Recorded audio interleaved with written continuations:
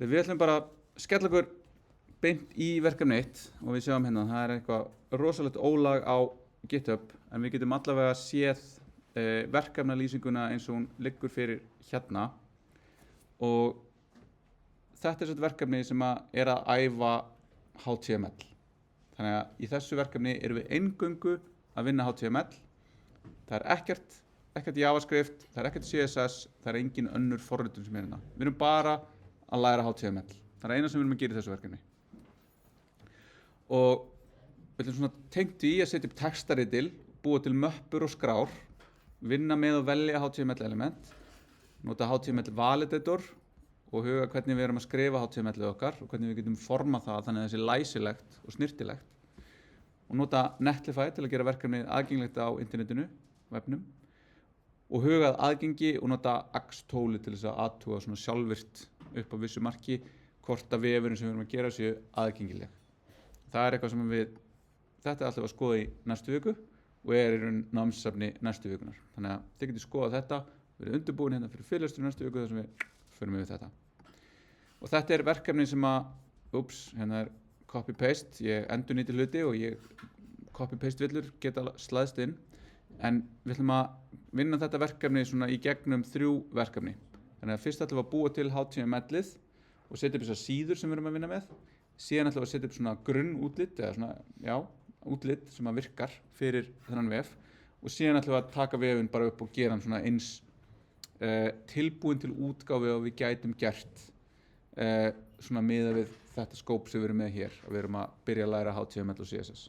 Það þýðir að þetta verði vefur sem að lítur vel út í litlum tækjum, stórum skjám og öllu þar á milli. Að nota eitthvað svona nýjasta tæknivísindi í uppsetningu og hérna svona útgáfu á svona einföldu HTML og CSS verkefni og við getum gengið sátt frá þessu verkefni og þið getur byggt og það eitthvað í framhaldinu ef þið vilduð. Sem að verði þá síðan inngangurinn inn í hópverkefnið þar sem þið gerir bara það sama en bara saman í hóp aðeins stærra verkefni og eru þá að gera þetta svona án þess að ég sé að leið ykkur áfram í þessu verkefni. Svo munum verkefni 4 og 5 vera JavaScript verkefni og hópverkefni 2 að samanskapi þá að taka JavaScript verkefni og gera sjálf án þess að ég sé að vinna það svona beint og ykkur. En þetta alltaf hjá mig bara eitthvað þema sem svona mjög lauslegt, bara eitthvað sem auðvelt að finna myndir og texta og eitthvað svona konsept í kringum en þetta hefur verið spilabúð, listasafn, veitingastæður, whatever. Þetta bara eitthvað sem með mismunandi síður og eitthvað sem við getum bara svona búið til einhverja sögu í kringum. Og þið fáið svo gefið það að þið ætla að setja upp 4 síður. Þið fáið gefið ákveðið efni sem þið þurfa að túlka fyrir þessar síður og það bæði texti, myndir, lýsing á formum og lýsing á uppsetningu innan síðuna og þið ætlaði að fylgja því eins og þið getið. Og þá kemur aftur einnig sem ég nefndi áðan að þetta ekkert endilega nákvæmlega svona, nákvæmlega þetta og nákvæmlega hitt. Það rými til þess að túlka þetta innan verkefnisins. Og þá getið út frá því rúbriki sem ég sýni ykkur eftir svona metið, þetta greinilega mikilvægt að þetta hár partur af námsmatinu í þessu verkefni. Ég ætla að fókusa á það, þetta aðeins minna, ég ætla aðeins að fara hér, ég kannski sleppi þessu eða ég fer eitthvað aðeins aðra leið að þessu eða gera eitthvað. Þannig að það svona innan svona frekar stórskassa sem með óljósar útlínur getið þið unnið verkefnið. Og ef þið viljið fara lengra, gera eitthvað, breyti þessu, getið alveg haft samband um mig og ég alveg opinn fyrir því að þið takið eitthvað, gera eitthvað crazy eða gera eitthvað öðruvísi, bara gaman. En í grunninn, ef þið eru bara að læra þetta, bara vinnið eftir þessu og klárið þetta og byggja á því sem að ég geri. Svo erum við myndir og texta og svo hérna lýsingar á því sem sameiginlegt fyrir alla síðurnar. Þannig að hérna, ég ætla ekki að gera það fyrir að þið viti nákvæmlega hvað þetta en ef þið skoðið námsefnið, þá ætti að geta fundið út í hvað þetta þýðir. Einhver sem veit hvað þetta þýðir? Þess að gefa ykkur tölvur vinna með texta. Textinn þarf að vera kóðaður á einhvern máta og texti var hérna fyrstu til alltaf kóðaður á ASCII formi sem því að það er bara fyrir enska stafrófið A til Z. Síðan kom í ljós, það eru fleiri stafróf í heiminum en bara enska stafrófið, þannig að við þurfum að geta búið til einhverja leið til að kóða latneskt letur yfir í eitthvað eins og japanskt letur og hiranga og katananka eitthvað, já, og bara letur sem er lesið frá hægri til vinstri, frá toppi til botns. Og þá þarf að búa til einhverja leið til að representa þann texta fyrir tölvum. Og þá er til eitthvað sem heitir Unicode og Unicode staðlar þetta allt. Þegar kannski helst kynnst Unicode þegar að þið fáið uppfærslu á stýrikerfinu í símanum ykkar yfirleitt og það koma ný emoji. Emojiin sem eru ný út af því að þau eru stöðluð á Unicode og þá þarf að fara gegnum rosalega flókið ferli til þess að fá nýtt. Hvað er svo við vorum að fá núna pickle og hérna broken smiling face eitthvað í nýjustu uppfærslunni. En allt þetta fer í gegnum staðlað form svo að þetta segja bara Unicode staðallinn er uppfærður og það er hægt að kóða núna þetta og þetta fær þetta hérna code point sem þýðir að það er bara þessi partur af því hvernig þetta er representað. Þannig að þegar það sendt skeyti úr iOS stýrikerfi yfir í Android stýrikerfi eða yfir í Linux stýrikerfi þá birtist það rétt og það er réttur stafur sem sést. Og UTF-8 er leið til þess að kóða Unicode staðalinn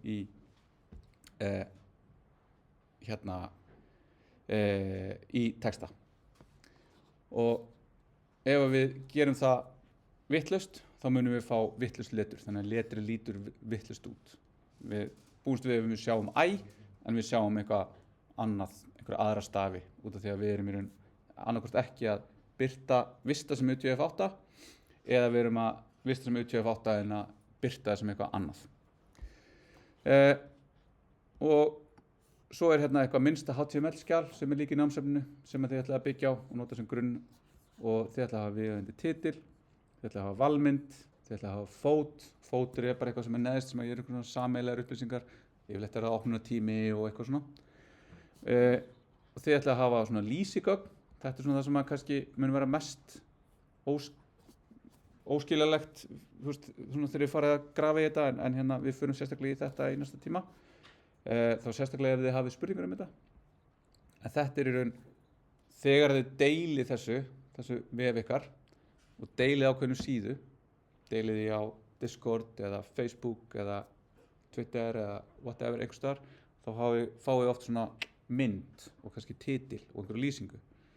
Það eru leiðir til þess að við sem vefforritara getum skilgreint hvernig þessi lýsigögn skila sér þegar einhver gerir þetta. Og það er líka staðlað.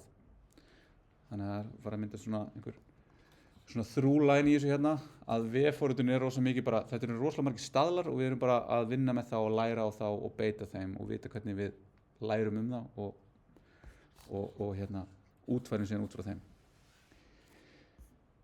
Síðan er eitthvað hérna, tengil neðst í efni með textanum aftur á forsíðu, á ekki á við forsíðu og þá var þetta í raun það sem við munum sjá hvernig við svona gerum að við getum farið gegnum vefinn og við búum til eina síðu. Við smellum á einhvern hyperlink.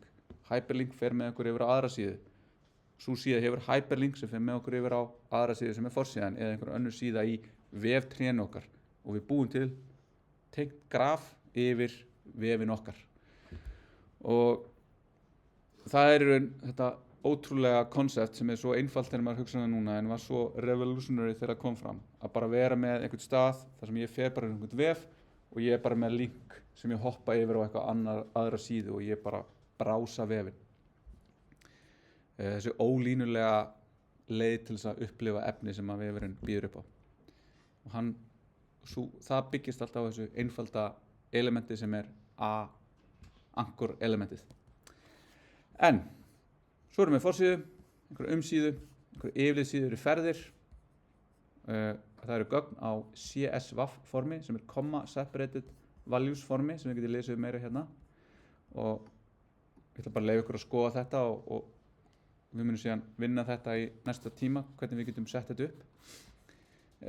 Það eru hérna markdown skrár en markdown er líka öðru leið til þess að taka texta og kóðan á einhvern hátt og gera greinamun á fyrirsögn, undirfyrirsögn, setningum, listum, linkum, tengingum í myndir. En þetta í raun markdown markup mál, HTML hypertext markup language og markup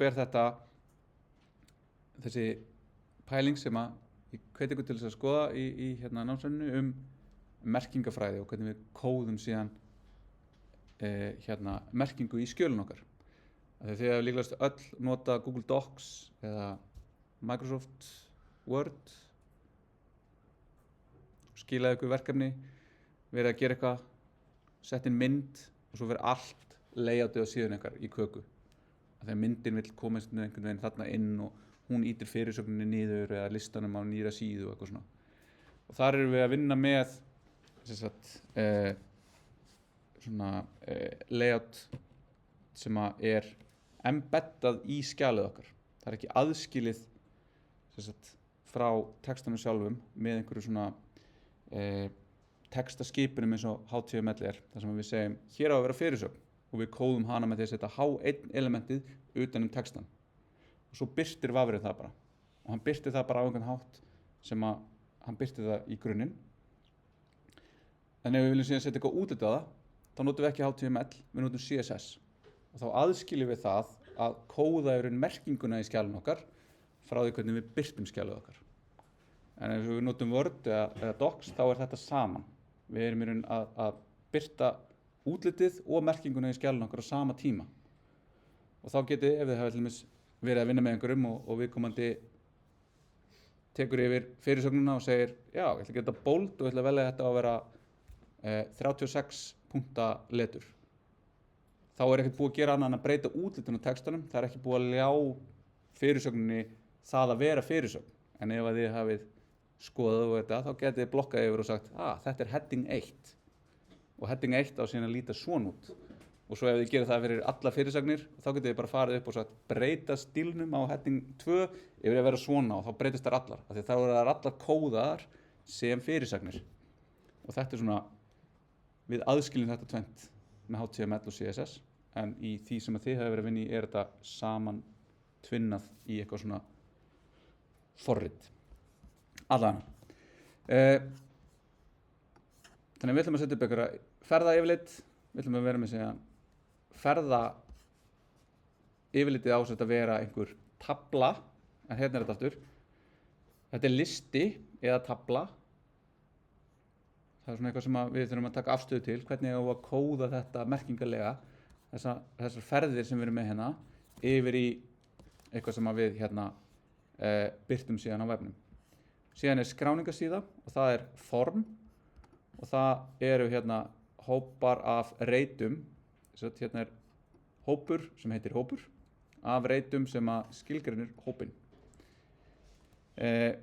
Og þá þurfum við að finna út úr því, hvaða element í HTML höfum við að vinna með til þess að geta kóðað merkingarlega þessar upplýsingar til þess að þær birtist síðan í vafra.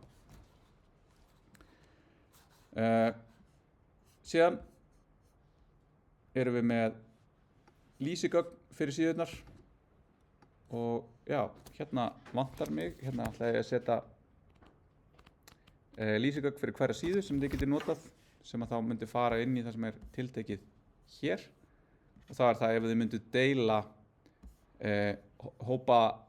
skráningarsíðunni að þá getum við haft mynd sem eins fyrir alla síðurnar en titillinn á henni skráningarsíða fyrir ferðir hjá ferðaþjónustufyrirtækinu en hugsanlega titillinn á síðunni sjálfri miklu nettari, hann kannski bara skráning. Þannig getum við aðskilið það titillinn á síðunni sjálfri og titillinn á síðunni sjálfri það sem birtist til dæmis hérna í þessu töppum til hliðar hjá mér og meðan hitt það sem myndi sjást ef að þið deilið efninu með öðrum einhverstaðar annar staðar. Sjá svona og svo ætlum við að reyna eins og við getum að nota merkingafræðileg element. Þannig ég að segja núna fullt af orðum sem að þið skoðu námsefnið og meikar þá sens og ef það meikar ekki eins og sens þá mun ég endurtaka þetta allt saman í næsta tíma og þá eru þið búin að fá tækifæri til að hafa viku til þess að vinna í þessu og leita ykkur upplýsinga allt sem hér í þessu. Og merkingafræðilega viðeigandi element svona lykilatriði í þessu verkefni.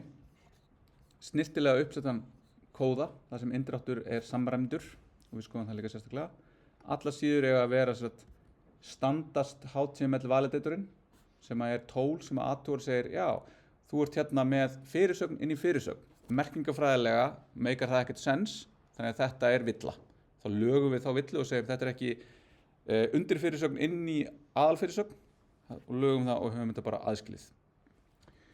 Og svo ætlum við líka að vera búin að athuga svona aðgengisvillur, en aðgengismál eru það í raun, nú ég að lesa texta með því að horfa á hann með augunum og lesa hann af skjá, en ef ég væri ekki með góða sjón eða enga sjón, þá gæti ég nota tól sem myndi lesa upp fyrir mig textan, og þegar við erum í raun að nota þannig tól sem yfirleitt svona skjálesarar, að þá fara merkingafræðin að skipta ennþá meira máli, af því að þá gæti ég til dæmis hoppað á milli fyrirsagna. Ég geti hoppað á milli linka. Ég geti, þegar ég að fylla út í form, geti heyrt að reyturinn sem ég að fylla inn í, það verður að fylla hann út. Eða þá ég fylli út og ég gerði eitthvað vitlaust, þá heyri ég að ég gerði villu í þessum reit. Ég þarf ekki að fara að hlusta á allt formið til þess að vita nákvæmlega hvað villan mín Það eru aðgengismál. Við ætlum alls ekki að gera eitthvað fullkomið. Við ætlum bara að vita að þetta hlutur sem við þurfum að spá í og læra aðeins inn á þessi tól sem við erum að nota. Svo ætlum við að skoða í Visual Studio Code tæki sem við getum sett upp, svona viðbætur til þess að hjálpa okkur bara sem forritarar við að gera hlutina hraðar. Af því að góður forritari yfirleitt latur forritari sem að reynir að finna leiðir til þess að taka sem fæstar aðgerðir til þess að komast að markinu.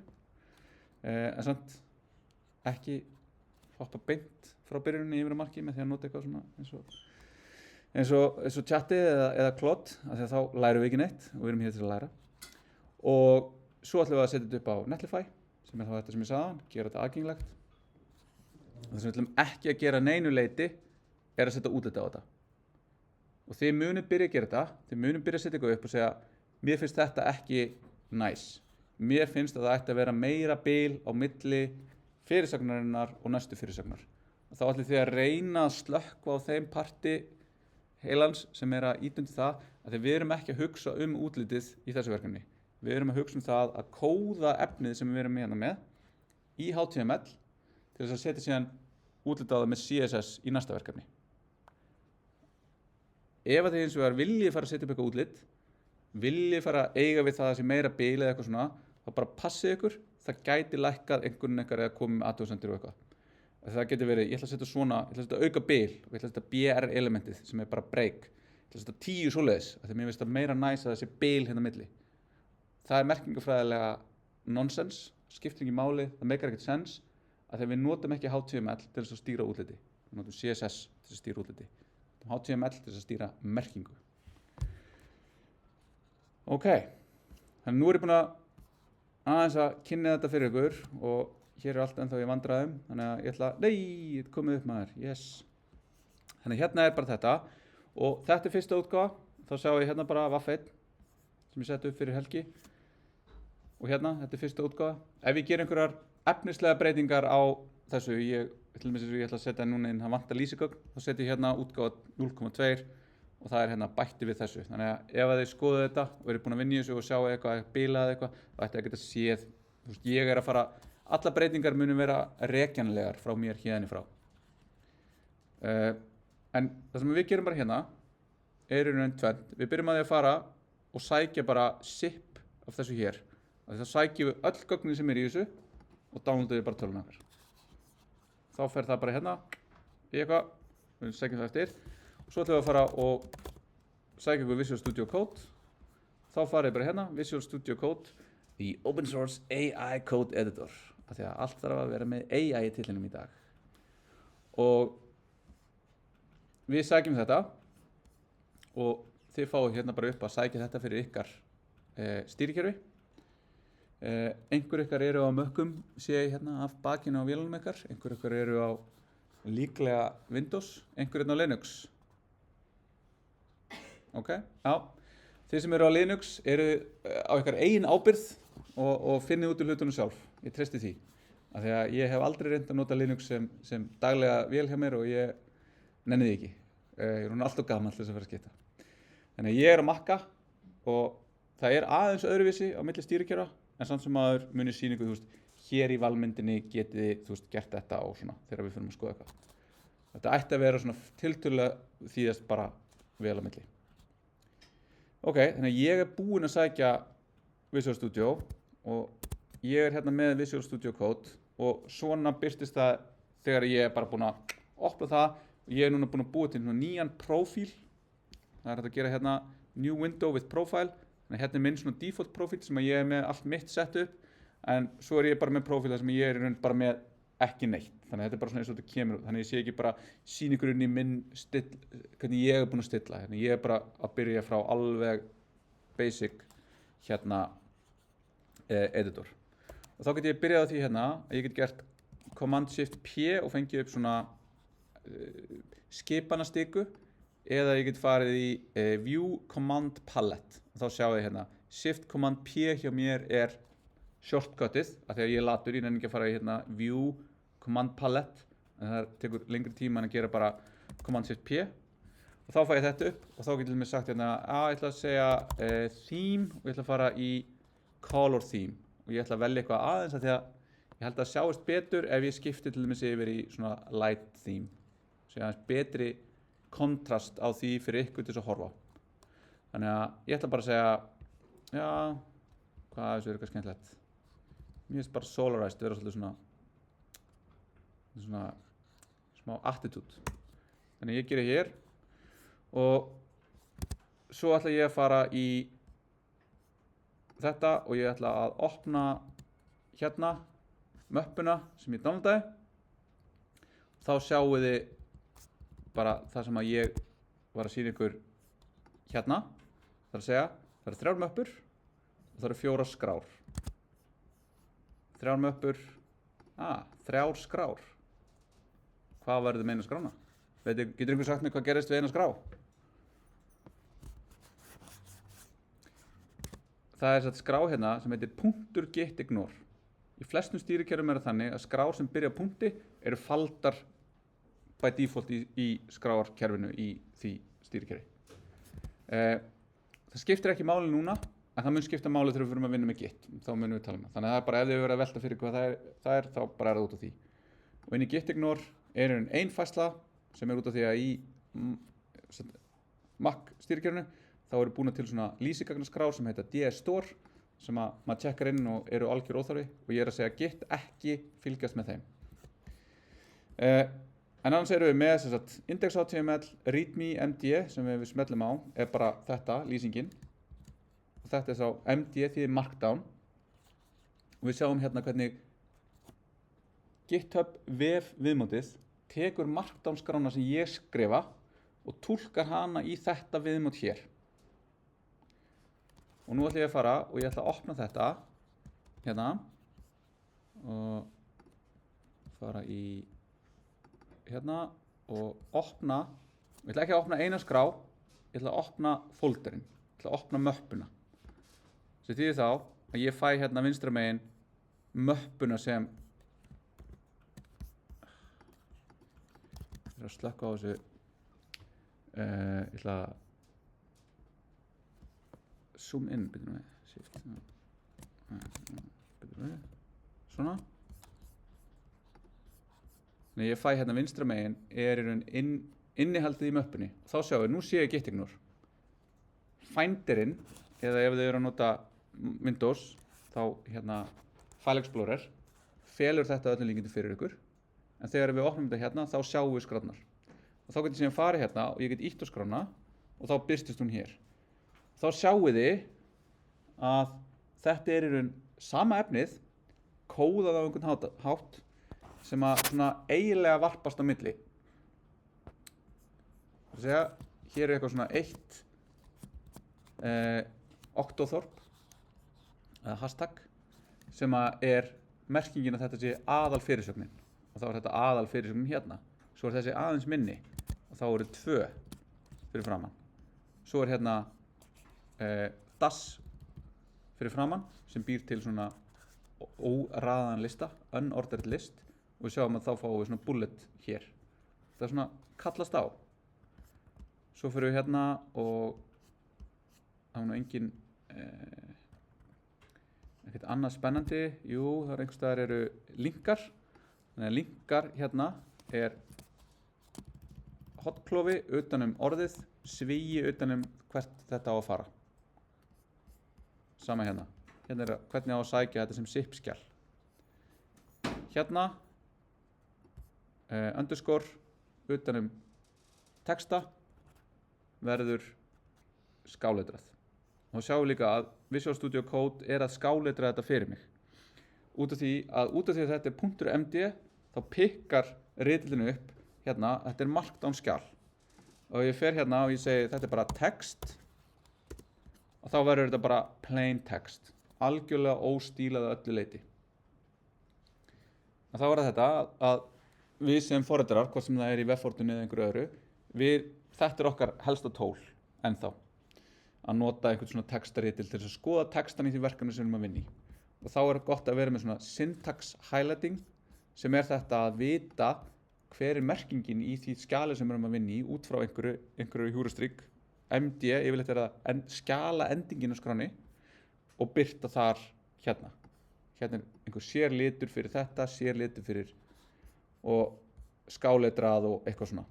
Sem gerir þetta læslegra, skannanlegra og bara þægilegra að vinna með. Og ef við förum þá aftur í color theme, þá sjáum við að þetta líka breytist eftir hvernig color themeið mitt hvernig í raun litaskemað á þessu. Þannig að þið getur til dæmis byrjað á því að bara sækja Visual Studio Code, sækja þetta og svo bara finna, já, ég er svona monokómaður, ætla að vera commit á þetta. Eða fara út á örkina og finna eitthvað litathema sem að lýsir ykkur af því að það til bókstaflega 100.000 af þeim. En ok, ég kom með þetta og þetta bara flott og þá get ég skoðið hérna inn í index.html. Það bara tómt sem segir hérna HTML comment. Það að segja að það birtist hvergi, þetta bara athugasemdin í HTML sem birtist hvergi í birtingunni. Það segir bara útfæra, þetta ykkar verkefni. Nú farið á stað. Svo erum við með hérna síður, það einhver HTML og það bara sama, útfæra, það bara ykkar verkefni. Myndir, hér hefur við mynd, þessu fínu mynd að Seljalandsfossi sem ég fekk á Unsplash sem bara svona ókeypis myndir og vísa í rétta höfund og segja kredit það sem kredit á að vera og svo sama einhverju myndavegi hérna. Þetta bara einhverja myndir sem ég fann sem meika eitthvað sens í þessu þema sem ég með ferðaþjónusta til þess að búa til einhverja sögu. Svo erum við með hérna index og hér aftur markdown sem með þá einhverja megin fyrirsögn, undir fyrirsögn, texti og hér eitthvað svona, hér þurfið þið að túlka þetta og segja já, ok, hér á ekki að vera svíi þessi texti, heldur eigið þið hérna að túlka þetta, hvernig tekið myndina Seljalandsfossi og láta hana birtast hér í HTML-inu mínu. En þá þurfum við að vita, ok, hvernig tökum við myndir og fellum þær inn í HTML-inu og svo framvegis. Hérna á að vera tengill yfir á yfirlitssíðu yfirferðir og svo framvegis. Svona túlkum við þetta. Svo hérna og þetta bara mestmegnis einhver texti og þetta og svo fyrir skráningarsíðuna þá það ekki tiltekið þegar það bara lýst í hérna lýsingunni og svo fyrir ferðirnar og þá erum við með hérna þetta comma separated, nú opnaði þetta, þá kemur Visual Studio Code og segir herðu, þú ert að skoða CSV-skrá, má bjóða þér að sækja Rainbow SCV extension from Mechatroner og ég veit ekki hvort að ég vilji það, en jú, prófum það og þá hérna eitthvað þá komum við hérna inn í extensions sem eru leiðir til þess að bæta við auka virkni við ritilinn til þess að leysa ykkur ákveðin verkefni. Það getur verið mismunandi eftir því hvort við sem að vinna í webfortun eða Java eða C, þá getum við fundið extensionir sem hjálpa okkur að ljá ritilinn okkar frekar í virkni sem að sértæk fyrir það verkefni. Hvort sem það að geta keyrt einhvern ákveðin kóða, syntax highlightað, unnið með gögn eða gert alls konar. Já, treystum þessu bara. Nei, býtum við. It's not verified. Hérna það Brave New World sem við lifum í og extensions orðið bara stór svona árásarvektor til þess að gera árásir á forritara. Þegar ef þú gerir árás á forritara þá getur þú líklegast fengið einhverjar upplýsingar sem eru mikilvægar þegar forritarar eru ofta tíðum með mikilvægar upplýsingar á vélunum sinum tengdu verkefni sem við erum að vinna í og þess vegna kemur þetta upp og það bara svona eins og með allt annað á vefnum núna og bara í lífinu að ekki íta bara já og halda áfram og vona allt sé í góðu. Þannig að ég ætla að segja nei, þetta of mikið fyrir mig og ég ætla að segja nei takk. Sem svona skrítið að stinga upp á þessu, þetta ekki verified, þetta eitthvað skrítið. Þannig að ég kom með þetta og nú getum við loksins búin að taka nokkur skref hérna að við ætlum að fara að gera eitthvað að viti. Þannig að núna ætlum ég að fara hérna og segja halló heimur sem klassískt. Nú byrjaði ég hérna að skrifa eitthvað og þá að þegar við sáum þegar Visual Studio Code Visual Studio is the AI code editor og það hérna með sem sagt GitHub Copilot sem að þið kannski kannist við úr öðrum Microsoft vörum en vill svo til Visual Studio Code Microsoft verkefni eða Microsoft á þetta GitHub, Microsoft á þetta Microsoft stóru og miklu samstarfi við OpenAI sem býr til ChatGPT og það þeirra hagur að fá ykkur til að nota þetta, kaupa áskrift og verða kaupa meira og meira tokens af þeim. Þannig að þið getið haft þetta á en þá þurfið þið að vera vissum að þið skiljið hvað að gerast og þetta gefur ykkur svona línu fyrir línu og ef þið notið Copilot að þá þurfið þið að taka það fram í skilunum ykkar sem ég ætla að enda eins og að fara yfir hvernig við ætlum að nota þetta. En nánar það aðeins eftir smá. Ég ætla að byrja því að segja hérna inline suggestions ég get ekki auðveldlega slökkt á þessu svona blatant þetta svona vera að tróða þessu hún í kokið á sem flestum ég get snúsað suggestions for 5 minutes og svo byrjaði bara aftur þegar það búið þannig að það veist skrítið já, ég myndi segja þetta svo þetta skrítið ég get farið hérna GitHub disable inline suggestions ég get gert það hérna þannig að núna bara slekki á þeim það ekki neinn timer á þessu þannig ég ætla að gera þetta svona ég ætla ekki að vera með neina hjálp við þetta en núna samt gerði ég hérna ég lokaði með því að gera þá stærri merki og þá birtist í raun lokun á p-elementinu það alltaf lagi þetta svona code completion forritar hafa notað þetta í 20 ára og þetta tellir við í lagi notkun almennt í svona vera með svona hjálpið að loka eða indenta og eitthvað svona og ég ætla að setja svona ok, nú ég búin að vista þetta hérna þannig að þegar þetta ekki vistað þá svona kúla eða svona doppa hérna og svo vista ég með að gera command S eða file og save þá vista ég þessa skrá inn í þessari möppu hérna og svo get ég farið hérna hægri smelt og gert reveal in Finder eða verið á Windows reveal in File Explorer og þá birtist hún hérna þá get ég tekið hana hérna og dregið hana yfir í vafran minn svona og þá sjáum við hérna að ég sé halló heimur, hæ það sem ég skrifaði og ég sé hérna ef ég hofra yfir þetta index.html ég að nota vafra sem heitir arc þá ger ég command L og þá sé ég hérna slóðina og þá þetta file _users, oli, downloads, eitthvað. Þetta ekki að birtast í gegnum vefþjón. Þetta að birtast í gegnum file protokollin sem að vafrar kunna og geta birt skrár á vélunum hjá okkur. Þessi hérna slóð meikar eingöngu sens fyrir mig á minni vél. Ef ég tek þetta og sendi á ykkur, þið reyna að opna þetta og það gerist ekki neitt. Þið fá bara villu, það gerist ekki neitt. Þannig að við þurfum að koma þessu einhvern veginn yfir á vefinn og það að fá bara eitthvað https eitthvað. Við gerum það í næsta tíma, þannig að bara vitið það. Þið viljið ekki vera með fullt af svona slóðum inn í efninu ykkar, heldur relatívar slóðir. Þannig að það líka námsöfninu, það mjög mikilvægur svona fyrsti punktur. Relatíft og absolutt hvernig við vísum í hluti. Ok. Þannig að núna ég bara komið með þetta. Ég búinn að sækja verkefni, ég búinn að sækja Visual Studio Code, ég búinn að finna þetta, ég búinn að vista og ég búinn að geta að sé þetta. Þannig að ég komið með svona fyrstu svona hringinn hérna. Ég gerir breytingu, ég segi hæ, uppröpunarmerki, ég vista, ég fer hér, ég geri reload og það kemur fram hérna. Þannig nú get ég farið að vinna verkefni. Nú bara búin að setja upp það sem ég þarf til að vinna. Eitthvað óljóst hingað til. Eða spurningar, athugasemdir, tillögur. Fyndin fimmurabrandari. Ófyndin fimmurabrandari.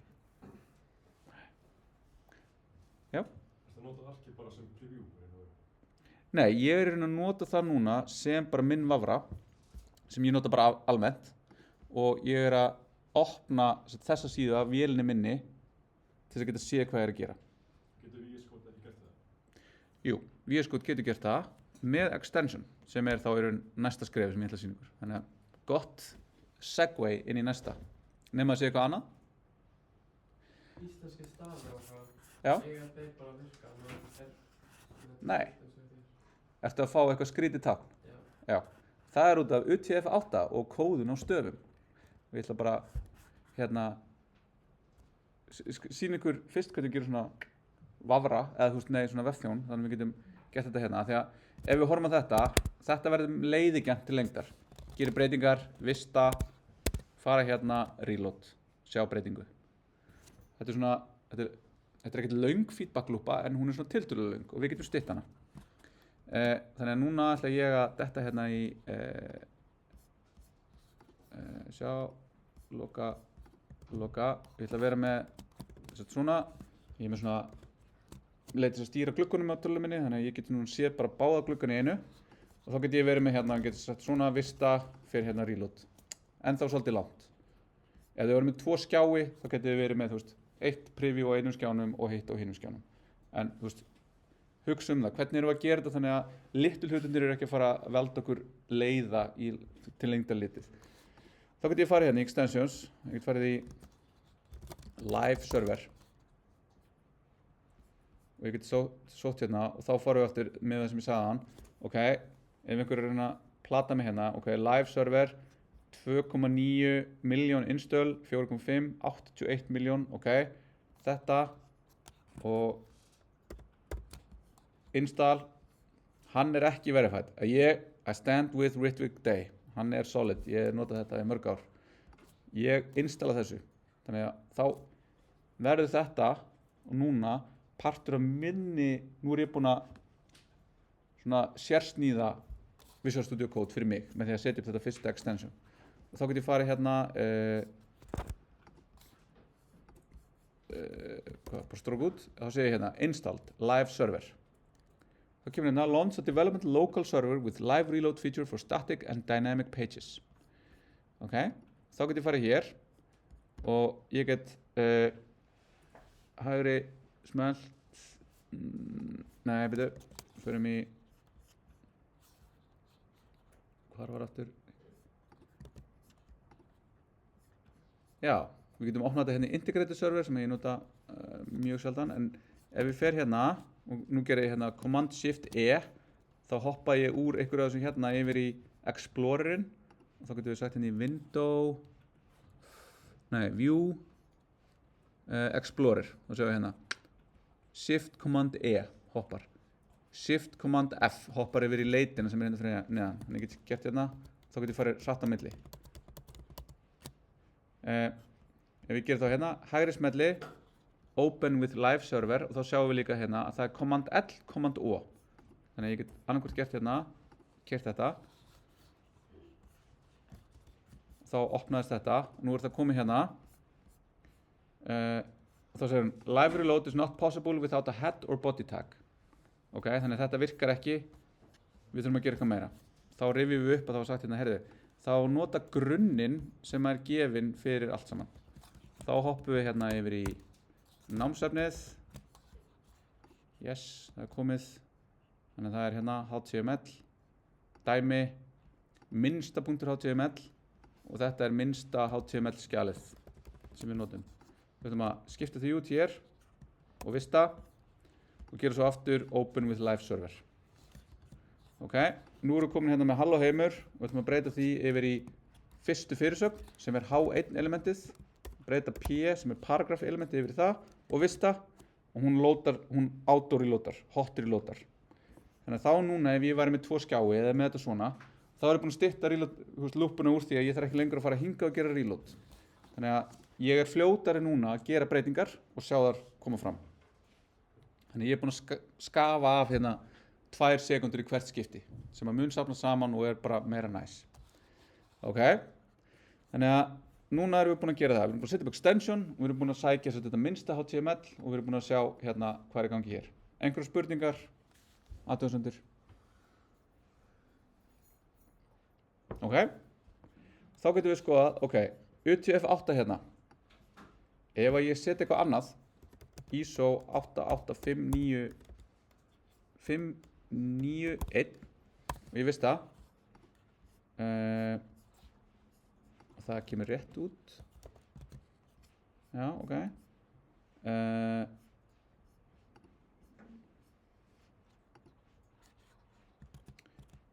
Já, það meikar sens. Svona, en ég ætla að gera hérna, ef ég fer hérna niðri og ég ætla að velja encoding sem er í raun að segja, ég er núna búinn að skrifa eitthvað texta. Ég skrifaði textan með íslenskum stöfum og þeir eru kóðaðir eftir UTF-8 sem passa við það að ég er með UTF-8 hér.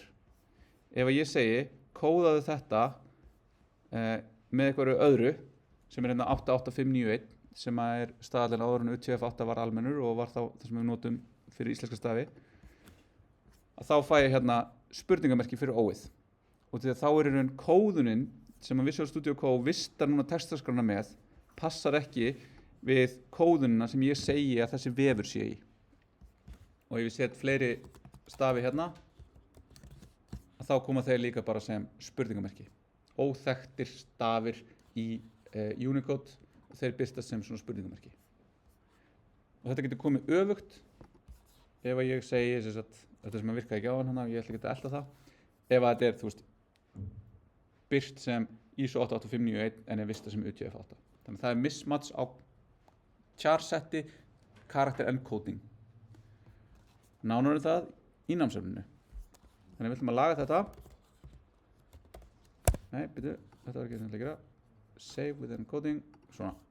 Og þá kemur þetta rétt. Ok, nú ætla ég að segja þið með velja hvað við gerum seinustu mínúturnar hérna, ef eitthvað. Ef þið viljið bara komast heim, þá er ég með eitt sem ég ætla að gera. Það kemur ekki eitthvað komment, athugasemd eða tillaga. En þá setja ég svolítið núna í ykkar hendur, þið eru komið þetta, þið eru komið námsefnið að byrja bara að vinna verkefnið. Sem ég það bara taka þetta hérna og bara koma þessu fyrir. Koma mynd inn, koma link inn. Og þið getur unnið það út frá námsefninu. Eða, ef að þið viljið í raun nýta ChatGPT eða Claude, þá er hérna með þessu agents.md skrá sem er með bara svona system prompt sem er pikkaður upp af ef þið eru að nota ChatGPT eða Claude, setja þau upp í Visual Studio Code og bara setur þetta system prompt sem segir ekki skrifa kóðan. Útskýrið og spyrjið leiðandi spurningar sem hjálpa viðkomandi sem er að vinna þetta að gera þetta sjálfur með þinni aðstoð. Og það er náttúrulega bara ykkar hvernig þið nýtið þetta tól. En hérna er þetta þá bara svona eins og að vera með dæmyndumakennara við hliðina á sér og spyrja spurninga.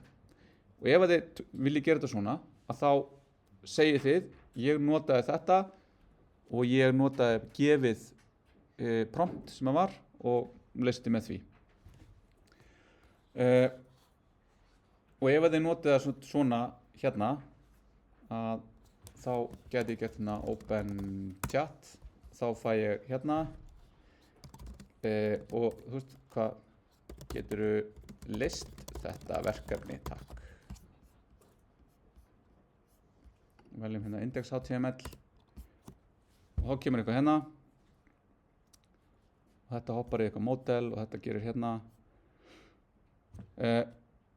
og þá út af því að þetta agent.md þá er þetta svona ákveðið svona check á ykkur að það er ekki bara strax farið að leysa þetta út af því að það er sagt gefðu leiðandi spurningar, hjálpa það til.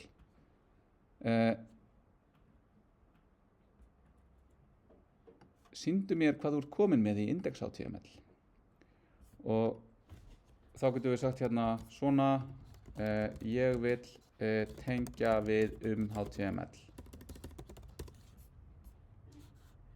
og svo það bara ef að þetta hugnast ykkur til þess að læra þá eru þið bara fínt, notið það, lærið það, komið með hérna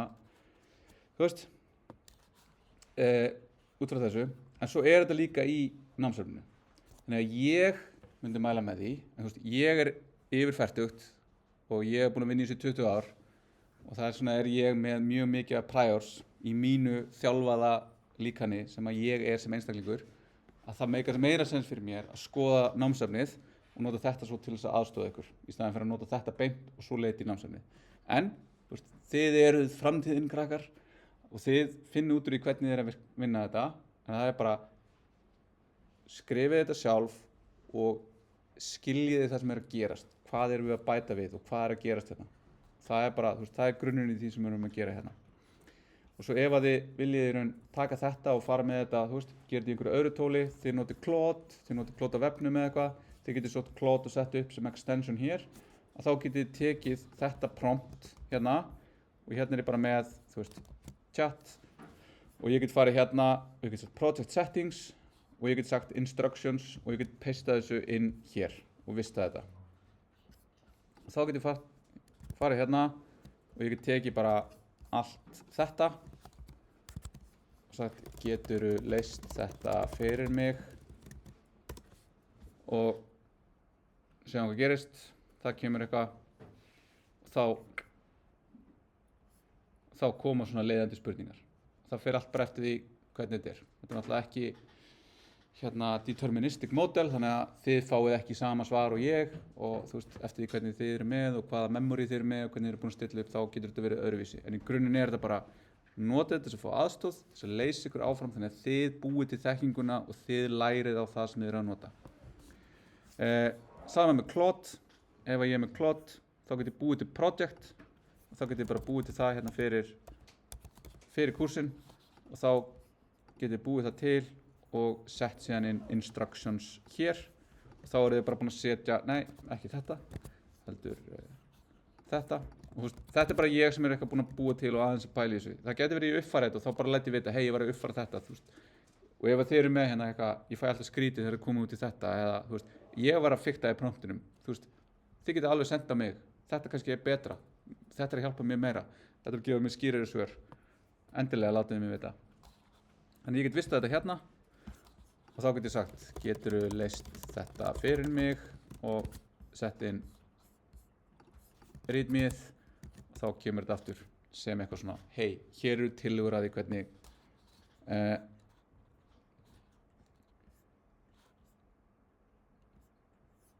og þá kemur þetta öðruvísi hérna. Veit ekki hver ég á að byrja. Og það er bara mjög solid, það er alveg, þetta er mikið og hvar á ég að byrja og það er ekkert að því að fá hérna og svo segja, ok, byrjum þá frá byrjuninni og bara tala eins og ég hérna og taka þetta og vinna út frá því sem ég er búinn að setja inn og halda áfram og gera þetta í einhverju samblandi. Þetta getur bara verið eitthvað námsefni, Claude, dæmendabakennari og eitthvað. Bara finnið ykkar leið að þessu og förum á stað í að veffóra þetta. Það sem ég ætla að gera núna er að vista það sem ég komið með hér, sem er ekki mikið. Ég ætla bara að taka þetta hérna og ég ætla að vista því og ég ætla að pússa því yfir, þannig ég ætla bara að taka þetta svona, ég ætla að hoppa yfir í hérna, það sem ég er með verkefni, ég er með verkefni 1 og ég ætla að fara hérna, index.html, ég ætla að pesta réttu, þessu, svona, vista, þá sjáum við hérna, ég er með annað extension sem við ætlum að skoða í næsta tíma, sem að heitir Prettier og formatar þetta svona eftir ákveðnum reglum. Segjum svo ég er hérna, þetta er svona, þú veist, hvernig ég stilli inndráttinn og white spaceið. White space er sem sagt þetta eru biltákn og ef ég stækka þetta aðeins já, byrju, þá er þetta svona og sjáum við að þetta eru biltákn hérna og svo eru hérna nýjar línur sem sjást ekki en ef þau varum með kveikt þá kemur svo oft svona píla sem að bendi til vinstri og ef ég núna vista þetta þá er ég með stilt í þessari útgáfu af editunum mínum sem ég nota dagstaglega að það keyri alltaf prettier þannig nú vista ég og þá formatar hún þetta bara eftir þeim reglum sem eru skilgreindar þannig að ég þarf ekki að vera að spá í því að gera þetta einhvern veginn rétt af því að eins og við förum að sjá þegar við förum að skoða þetta nánar er að, að passa upp á inndráttinu og sjá í raun hvar eitthvað ákveðið element byrjar og hvar það endar eins og hérna, HTML elementið inniheldur body og head elementið. Head elementið inniheldur þetta. Svo get ég búið til lista sem er þá eitthvað hérna. 1, 2. Þá skiptir máli að hann sé hér og þetta er inn í því. Ef að þetta er, ef ég væri með þetta einhvern veginn, svona, þá er þetta, ég visti þetta, þá er þetta í lagi, en þetta er núna semantically vitlaust, að þetta er hérna fyrir utan. Og þá geti ég séð það hér ef ég er að horfa á þetta svona. En þetta er eitthvað sem við skoðum nánar í næsta tíma, þannig ég ætlaði nú bara að gera svona, svona, og svo er ég bara aðeins að sýna ykkur það sem við munum læra. Nú er ég sett með terminalið opið hérna hjá mér. Terminalið er bara leið til þess að fara inn í staðan fyrir að vera inn í Explorer, File Explorer eða inn í hérna, Finder. Og þá get ég farið hérna setja punktur, change directory fyrir ofan, punktur þýðir relatíft, farðu í möppuna fyrir ofan. Þá get ég sagt setja verkefni. Þá er ég að fara hérna, ég er núna í þessari möppu hérna, ég er að fara inn í þessa hérna möppu, hérna, svo ger ég ls sem að listar upp, það er dir ef þau eru í hérna Windows og ég ætla að fara inn í, ég er bara aðeins að sýna ykkur hvað kemur fram undan. Þá er ég hérna, ég er í git, ég segi git status, þá segi ég að þetta tvennt hefur uppfæst og ég ætla að segja að nú ætla ég að gefa út þessar uppfæslur. Þá segi ég git add, git commit, message, uppfæra eftir fyrirlestur 1, svo segi ég git push og þá fer þetta inn. Þetta er eitthvað sem við munum læra eftir svona 5 vikur. Þannig að, en ég ætla bara að sýna ykkur þetta því að þetta er það sem ég ætla alltaf að vera að gera. Þannig að nú getið þið farið og ef að þið núna farið heim og byrja að vinna í verkefninu að þá hafið þið nákvæmlega það sem við vorum að vinna í hérna og þá sjáum við hérna uppfæra eftir fyrirlestur 1. Ef þið smellið á þetta þá sjáum við nákvæmlega það að ég strókaði útfæra og ég setti í staðinn þetta sem við vorum að vinna hérna og hérna setti ég á eitthvað útgáfunni færiðans til hérna.